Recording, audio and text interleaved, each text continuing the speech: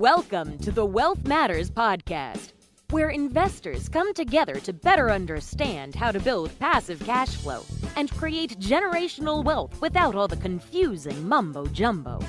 Here's your host and co-author of Amazon #1 bestseller, Alpesh Pamar. Welcome to Wealth Matters podcast. Hope everyone is doing great. We are going to have one of my friends who is coming back on the podcast. His name is Jerry Fetta. He helps make finances simple, true, and applicable. As the founder and CEO of Wealth DynamX, a financial firm that helps thousands of clients across the U.S. build wealth, Jerry has a passion for providing financial education for families so they can become solvent and achieve greater financial freedom in life. So welcome, Jerry. Hey, yeah, thanks for having me back on. It's good to have a repeat here. Yeah, absolutely. And I'm hoping we'll, learn something more, something different today. So yeah, can't wait. So Absolutely. we start with this question every time and hope something has changed. Tell us something interesting or funny about yourself. Something interesting or funny. So I lost 40 pounds in the last year. So that's an interesting fact about me. And the funny part about it was I used to be a bodybuilder. So I was in really good shape, 10 years ago I was doing competitions and, being in business and entrepreneurism, you kind of let that go a little bit sometimes. Right. So I got to the point last year, I was like, okay, I turned 30. It's time to hop back on it and get back in shape. Oh, that's great. Yeah, and you look different. That's why I forgot to ask you, because when I interviewed you last time, I'm like, he looks different. So I think I had long hair and I weighed more and yeah. No, that's awesome. Yeah.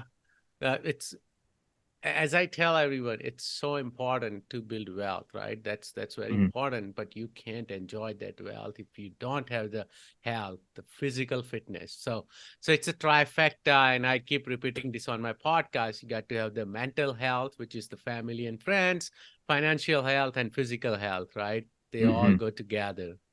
So Exactly. So let's talk about, because this is an investment show, and of course we build wealth. What was your first investment and how did it work out for you? So my very first investment was actually a mutual fund. I was a financial advisor and, I was learning about mutual funds. I got a couple $1,000s and I put that into my very first mutual fund. And for me, I did not make money. I ended up needing to pull that money out and use it for a car purchase. And so between the front end load fees and the management fees and stuff, I think I lost money by the time I took money out of it. And that was kind of my first learning experience on, I had been selling this stuff as a financial advisor, but, firsthand experience, I was 18, 19. I was like, that wasn't fun. Like, so that kind of got the wheels spinning for me on there must be better things to invest in. Yeah, I was just going there. At least you put your money where your mouth is, right? And you tried, but you realized that it's not working. How would it work for others? Precisely. So what kind of assets do you invest in now or believe in? So my focus is going to be on when I'm looking at investing, I like hard assets, right? So I like real estate. I like that on the rental property side. And I also like it a lot on the seller finance side of things too. I think that's just a proven way to build wealth. And that's really where most of my attention goes to when I invest at this point. I think there's a lot of other things you can get into later, but if you study historically the top 1% of wealth, a lot of it's through real estate. Obviously you've got to have that active income first so you can actually fund the real estate. But, the venture capitalism and angel investing and speculative stuff, that can all come later right now. But for me, between now and, financial independence, it's going to be only real estate. Oh, that's great. And you mentioned something, top 1%. So let's talk about that. How does the top 1% create passive income and become financially free? Yeah, there's a chart that I saw a number of years back and it really put it into perspective. And it showed, where the majority of the net worth is of the top 1% when you look at their asset classes. And one of the things that I noticed was, the majority of them had as their top asset class small business equity. And so when I looked at that, and you study historically, I read biographies of people like John Rockefeller and Andrew Carnegie and JP Morgan, and these guys, they all started as a business owner, as an entrepreneur. That was their active source. They built that business up to a point where it was profitable, and they were taking their profits and they were putting that into either banking or real estate was the two main things I noticed. And if you look at, banking usually ends up in real estate in some way, shape, or form. And so really they looked at, how do I take the money I'm making and become a bank? And that's, using programs you can use like life insurance, you can do seller financing, and that's all things where you can kind of mimic what a bank does. And then there's also then the real estate investing side of buying apartments or rental properties or commercial. And those are two big staples that they went into for sure. And it's something that even to this day, right, it is not a trend that's changed. If you do that same recipe, it's the same result it created 200 years ago. Right. So what should be the strategy for someone? You did mention active income. So we do need an active income to be able to invest, right? So first have an active income, have some savings so you can then invest in, wherever, right? But you also mentioned one, active income, and the second is the business equity. So are they important, or can I just start investing right away? Or do I need to build some kind of equity?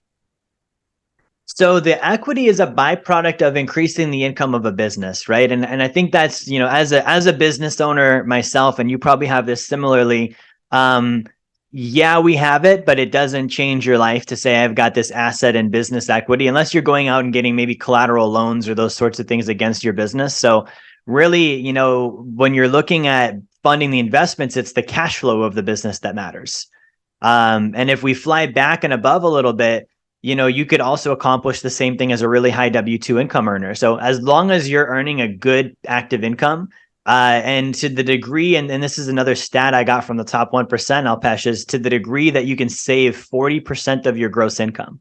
So that's the historical stat that they're saving is 40% of their gross income. So that means a lot of income. So I can maintain my lifestyle and also save 40% and still cover my taxes. And if I'm doing that through a business, then over time, yes, I'll build that business equity income up, and it will be its own asset. But really, I'm taking the profits from that and either reinvesting that into the business to grow it further, or I'm putting that into the real estate. That is interesting. So 40% of the gross income needs to be saved. Wow, that's a lot. Exactly. Right? So, and as Americans, we have been trained to think that you are supposed to just spend, right? Pretty much first give most of your money to Uncle Sam, right? Because you don't have choice. And then, spend it on, of course, shelter. That's the most important. And then, of course, lifestyle, right? Food, this, that. So most of the time if we end up saving, it's like 10%, right? So 40% of gross income it's amazing. So that means they are also saving a lot on the taxes, right? Because if they are able to save 40%, that means they are not paying 35, 40, 50%, the norm we pay, right? For living. Right. Just an example, in California, if you are making the standard Bay Area salary, that means you are paying about 50% in taxes, right? 37% goes to the Fed, 37, 39, and then 11 to 13% to California. Yeah, and I think that's a great point to bring up, because if you look at like the wealthy, they don't have high tax rates. They've got some of the biggest incomes, but some of the lowest tax brackets. And that can be a little bit tricky when you look at it, because you're like, oh, they paid single-digit taxes. Right. Yeah, they paid single-digit taxes on millions of dollars. So the dollar amount total is still more than the average person will ever pay. But the percentage, right, is very low. And so a lot of this flows together where if I'm investing in my business, that's going to give me those tax deductions. The tax code is written for and by the top 1%. Right. It's hundreds of thousands of pages long. And so when I look at, 100,000 pages of code and case law and different stuff, and the majority of that is not here's what you need to pay and here's why. Only about 28 or 30 pages actually have to do with that. The rest of it is, incentives and deductions and credits and things that we can do to legally reduce the tax burden. So, the small business, that really makes a lot of sense for me when I look at that asset sheet and I see, okay, they've got a big, chunk of their cash in small business. There's a lot of deductions business owners get. And then same thing on the real estate side is, there's a lot of tax benefits that I can get by investing in real estate. And if I marry those two things together, then I can keep a lot more. And, we do a tax plan for our clients. On average, it reduces their tax bill by about $40,000. And that's not deductions, that's the actual tax bill, right? And so then it's a conversation of, what if I had a $40,000 a year pay increase of just free money I could save and invest in? What does that look like? And it really does kind of paint a clear picture on how you get there. Oh, that's awesome. Yeah, and while you were talking, I started thinking about all the things Tom Wheelwright says, right? That most of the tax code is written for incentives, right? And this is why Trump's and Gates and Ted Turner's or Warren Buffett's, they don't pay more than 10%. And a lot of time they don't even pay anything. Right. And then we complain, but because they are not trying to they are not trying to do any illegal activities. They are just going through all the loopholes we have, right? All the standard deductions which are available. So yeah. I was also reading about some of these biographies, and there was a talk about sacred account. What is a sacred account and how does it function? So the sacred account is actually a life insurance policy. So it's called high early cash value dividend paying whole life insurance, which is a very long name, and that's why we call it the sacred account. But the reason the name is so long is it's so specific, right? It's literally 1% of life insurance policies that exist are designed in this way. So, we've all heard this phrase, it's not just what you make, it's what you keep. Well, it's also not just what you keep, but it's where you keep it, right? And so, we've been kind of programmed with this idea of saving money. Back in the day, they used to call it storing value. I'm storing my value, right? And the reason I'm storing my value is so that I can use my value later for something else. And, similar to if I'm storing food, like I want to put it in somewhere that's going to keep it long and it's going to make sure it's preserved and I can use it when I'm ready. And the same thing would go with, where am I storing my money? Where am I storing my value? Is it keeping it safe from inflation? Is it giving me longevity? Right? If I was storing a car in a garage, the number one expectation I would have is that the car is intact in there when I go to use it next. Right? So really, the sacred account is a store of value. And so it's a function of actually becoming your own bank. So when a lot of people put money in a bank, that's where they save money. And I know you've been watching, Alpesh, but for listeners that haven't, if you look at Silicon Valley Bank, you look at Credit Suisse, some of these other institutions that are not doing well right now. And we're going to see more spider webs and ripple effects as time goes on of other banks that are not doing well, because they all kind of play the same game with our deposits. So, when someone puts money in a bank, there's the depositor, right? If you think about the quadrant, kind of like the cash flow quadrant, I call this the banking quadrant. There's the depositor, there's the borrower, there's the banker, and there's the shareholder. And those are the four people that are involved really in a bank as different roles. So with a bank, when we save our money, we're the depositor, but we don't really make that much interest. We don't really have that much protection, even though we're told we do. You can look at Silicon Valley Bank as an example. And so what happens is the banker actually borrows from the depositor and loans it out to the borrower for a mortgage or a car payment or, a credit card or whatever that might be. And he keeps the spread between what he's paying in interest to the depositor and what he's earning from that borrower. And that profit, the banks actually, and if you Google, it's called bank-owned life insurance. The banks actually take their profit and they put the majority of their profit in these exact life insurance policies, high early cash value, dividend paying whole life insurance. There's over 3,000 banks in the United States that have collectively over $200 billion in these life insurance policies. And they use this as what's called tier one capital. This is their most prized reserves. It's the money that they want to keep there to stay solvent. So, with the life insurance, long story short, it allows you to do that, where you can be the depositor, you can put money into it, you're going to earn interest, and it's more than the bank, it's more protected. But you also can be the banker, where you borrow against your depositor and you can lend it to yourself. You can then lend it out and do real estate deals with it. And then the insurance company that you're working with makes you an owner because you have a contract with them. And then you get equity and dividends as a shareholder. So it allows you to do all four of those different roles in that banking quadrant. Right. And I of course have the same policy. I have the high cash value life insurance policy where I'm stashing money as well as, taking loan out as and when needed. So I totally understand. But when this started happening with the bank, I am wondering, would this happen with life insurance companies as well? Is it possible? Because they are also investing somewhere. How can they pay you dividend 4 or 5% if they are not investing your money?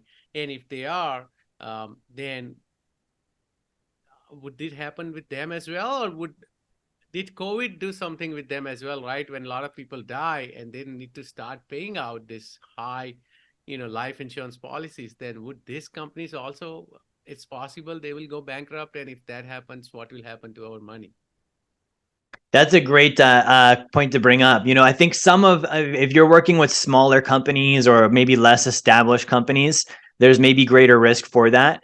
With a whole life insurance contract, kind of the science and math behind how all that works, right? So they have dialed in through their actuaries the individual lifespan, and so they look at all of the risks that are at play. When COVID happened, I mean, very well connected with the insurance companies. They all dove into it and started looking at the mortality numbers, right? What is this going to look like? What are the projections? And so what happened with COVID is, they were looking at their mortality didn't actually increase all that much. And so there was a lot of noise. You watch the news and there's a lot of noise and fear and stuff out there, but the stats didn't show it. And so really there wasn't a big concern with the insurers. From a financial standpoint, the key difference between the insurance companies and the banks is the banks practice what's called fractional reserve banking. If you put in $1, they're allowed to, as of March of 2020, their reserve requirement actually got lowered down to 0%. Yeah. And they don't have to keep any 2%. of their money. They were supposed to have 10%, and now it's, I think, 2%. Yeah, they dropped it down very low. So the insurance companies are a bit different. What cash value is that's the net surrender value of your life insurance policy. So when you get a whole life policy, for those of you that are not familiar with life insurance, that's a contractual obligation that the insurance company will have to pay you that money on your death benefit, either when you die or when you turn 121 years old, guaranteed, as long as you're paying your premiums. So they're locked into a future payout commitment. And part of that medical underwriting and understanding the mortality rates is they want to make sure you're not going to die like next year, right? Like they need to collect enough money where they're making profit and they can afford those payouts down the road. Now, they're required to build reserves, and those reserves actually go on their balance sheet as a liability, meaning they're not allowed to invest those. They actually are allocated. They're not being borrowed against. And so as you continue paying in, those reserves on that net surrender value grow, and that's actually what your cash value is. And so at any given moment, someone that owns a whole life policy could tell the insurance company, hey, I want to cancel and I want my net surrender value. And the insurance company would say, good, we're no longer obligated to pay you off. They essentially bought you out. We're going to just give you the net surrender value. You don't get a death benefit anymore, and you don't owe us any more premiums. Now, with a life insurance policy, if it's structured correctly, I can borrow against that number as an asset. And that's what cash value is that's the net surrender value, essentially my buyout if I were to drop the policy today and just take cash and walk away from it, right? But I can borrow against that. Now, that number goes on the balance sheet as a liability, meaning the insurance company has to be there. It's allocated, it's in cash. And so when you look at their balance sheet, it's very strong. And then you look at the assets, for example, New York Life Insurance Company, their total net book value for the company, their net book value is more than the country of Kuwait. Wow. So like as an insurance company, they have more in net value than an entire country does. They could go buy Kuwait if they really wanted to, right? If it was for sale. And then the other aspect too is they're very heavy on cash reserves. Another example would be Mass Mutual, another big player in the insurance space. $22 billion in cash reserves. This is not their assets. This is just their emergency fund, just their rainy day fund. And that's not what they owe to policyholders, because that's, again, on a liability statement on their assets and balance sheet. This is just cash reserves. So these are very cash heavy companies. They've been around, if you do it correctly, they've been around 150 to 200 years. They've made money every year since then. They've not lost. Great Depression, the 1950s recession, the 80s recession, the tech bubble, the mortgage crisis, the pandemic, all through those periods they made and didn't lose. Some of them even during the Civil War, right? They've been through currency changes. They've been through bank runs. They've been through way worse than we've seen now. And in the end of 2020, and I'll kind of end my life insurance spiel on this note, Alpesh, is the end of 2020 when they released the final stimulus bill. You know, that final one that they did like around New Year's in 2020. The life insurance companies lobbied to increase the MEC limits on policies. Right. And so what they did is they lowered their guaranteed interest rate, and the function of that allowed them to basically put more into cash value. And so they were prepping for people to be able to put more money into these policies and get even more cash into their cash values. So they're thinking with the long range, you know, and the insurance companies, you know, they see a lot of this coming. They're very well connected. Joe Biden owns 6 whole life policies. Yes. You know, so it's definitely something that's well established. No, that's great. So, yes, life insurance, it's important, and of course I have it, and I highly recommend people read the book by Nelson Nash. I think it's Becoming Your Own Banker. That is where this is explained as well. What's the first step? Let me ask you about this, about the top 1%, right? What's the first step to achieving financial freedom? Where should someone start? So the first step, I think, is a decision. I think that's always the first step is deciding to do it. And that's often the hardest one, especially if you grew up, like for me, I didn't grow up with money. My parents, you know, we were raised in poverty. When I was 8 years old, you know, all in the same summer, my mom and dad got divorced. Our house got taken away. The car got repoed.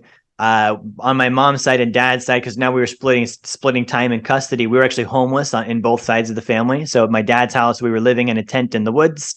At my mom's house, we were living in a dry camper behind someone's house. And, you know, for me at the age of 8, like looking at that history and that track record, making the decision that I was going to be financially independent or a top 1%er was something I probably never would have thought could be real. And so that's why that's often the hardest, is because it's that, you know, it's not possible. Like, what if I can't do it? Or, you know, I don't have the skill sets. I don't have the knowledge. I don't have the connections. Not only that, I lived in Alaska, which is like America's Russia. I was way out of there, right? So disconnected, isolated, not a huge population. I don't think there's even any billionaires that live in the state of Alaska. So, you know, when you look at this and you're like, okay, that decision really is something that I've got to make, and then I have to commit to just figuring it out, right? Most millionaires are first generation. When you read the greats, the Rockefellers, the Carnegies, the JP Morgans, other than JP because his dad was in banking, but Carnegie came to the United States as an immigrant, dirt poor, 11 years old. He was working to provide money so that his parents could take care of their siblings, and he decided at the age of I think 11 or 12 that he was going to be the wealthiest man in the US, and he was going to give all of his money away when he died. And he accomplished both of those things in his lifetime. Yeah. So it's such a big thing as like that decision. Even if you don't know how to do it, just decide, because it starts there. That's awesome. I think decision is the most important thing. And what are some of the strategies one should focus on once they have decided? So once you've decided, you know, we have something, and we actually launched this as a program with our clients. It's called the Big 3 Daily Challenge. And this is a great one if you're a listener, that you could even do this at home. So we're very into like AI and automation and stuff right now as a culture. So for human beings, behavior is the human being form of automation. If I can create and develop a habit, that's an automated thought or action or behavior that I don't have to think about. It just happens. It's second nature. Right. And so we do this thing called the Big 3 Challenge. If you do any studying on habits, it takes a minimum of 66 days to build a habit. The one thing. Maximum up to a year. Right. It's not 21 days, as you probably are familiar with. So we have the 90-day challenge. We say, OK, good. So 66 days is the minimum. Let's push that a little further. Let's do this every day for 90 days. And so the big 3 are for every day for 90 days. I'm going to spend at least 10 minutes studying finances. Doesn't matter what it is. It can be TikTok videos. It can be Investopedia. It can be listening to Alpesh podcasts, whatever that is, learning about finances. Because when you study the top 1%, they were financially literate. John Rockefeller, when he was 16 years old, in his biography, he went out on a date. He was studying accounting. He paid for the girl's soda, took his pocketbook out of his front pocket, and balanced his books right in front of her. He reconciled that he just spent 10 cents on a soda. right? Like you have to have some financial literacy to be that way, right? So studying money is the first one. Every day for 90 days, no fail.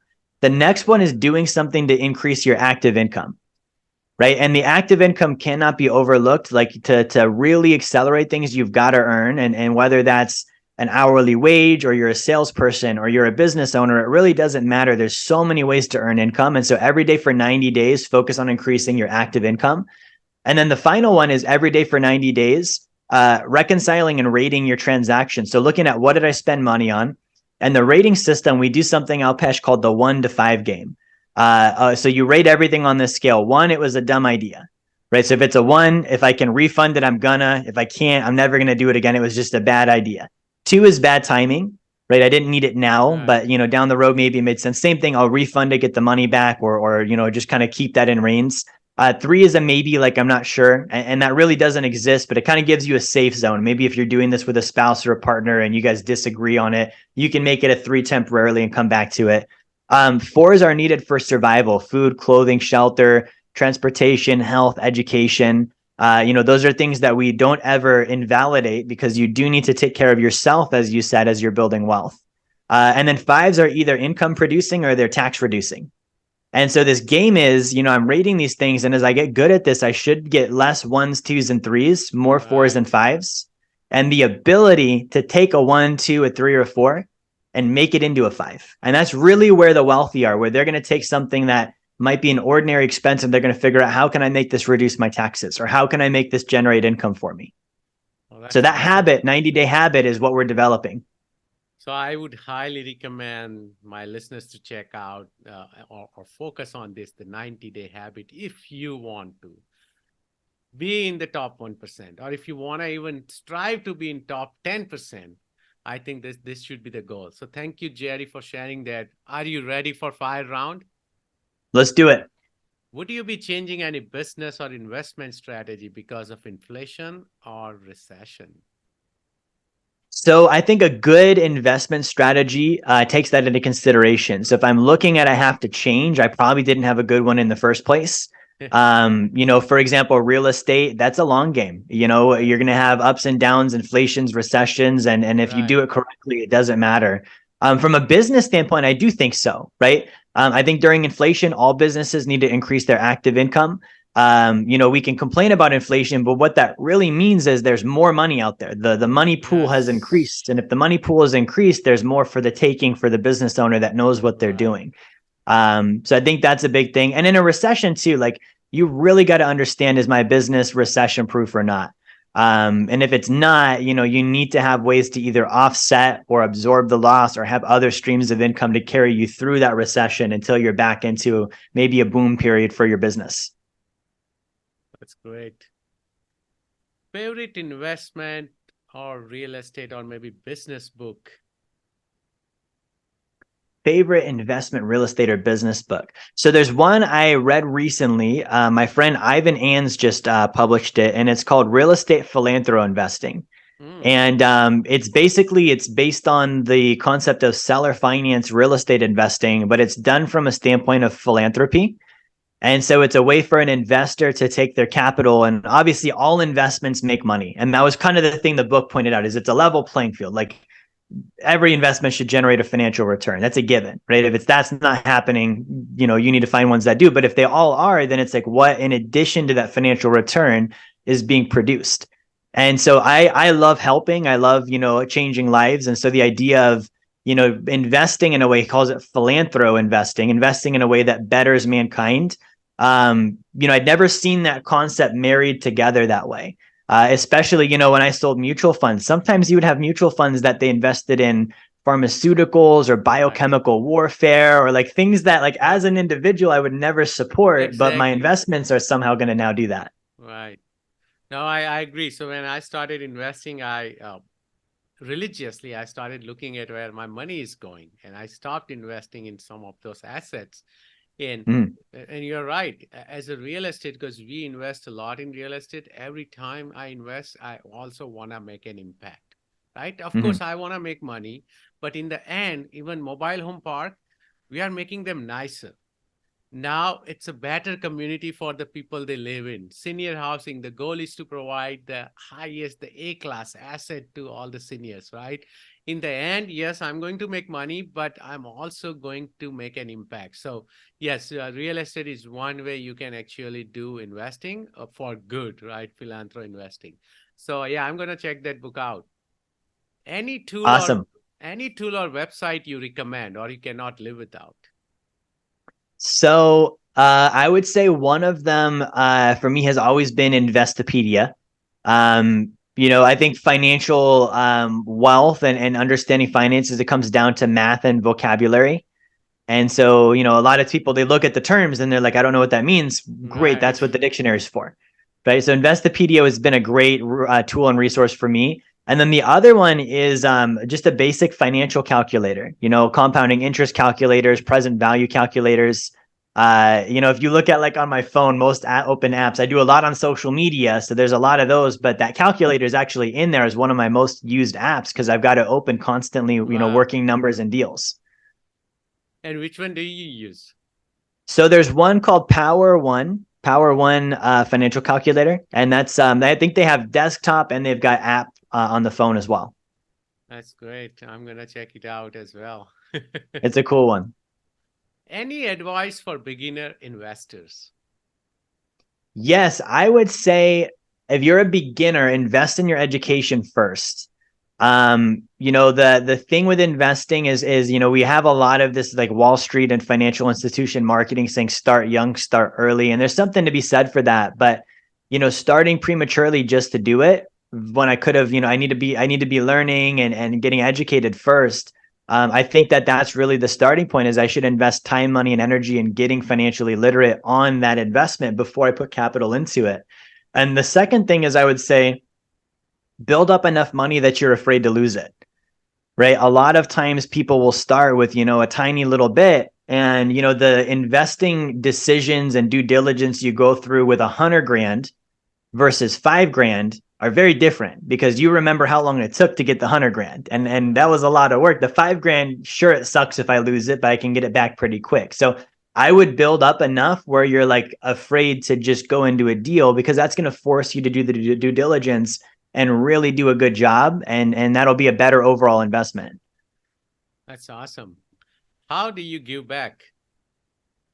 So I do a lot through, our church that I go to. And then I also do a lot through my content. That's a way for me to give back and share, what I'm learning, things that have worked for me. For example, I just published a book called Man in the Arena. I've got my green screen on, so you probably can only halfway see that. No, I can see now.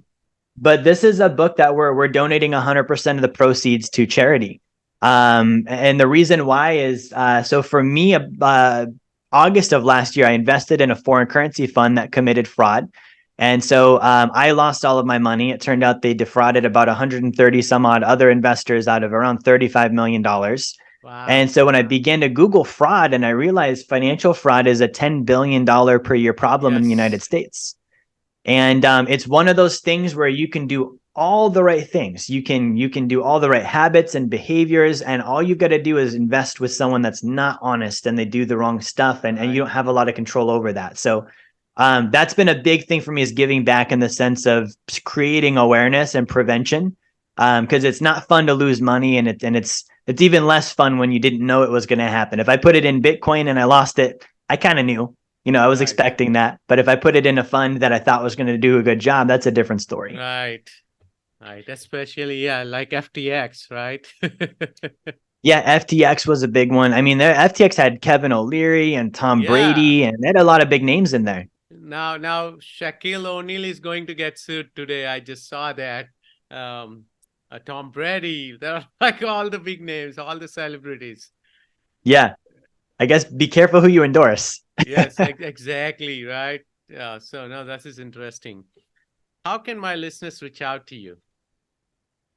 So if you go to Jerry Fetta on, we're very big on Instagram and also on TikTok. So just my first and last name, Jerry. Fetta's like the cheese with 2 T's in it. It's Fetta.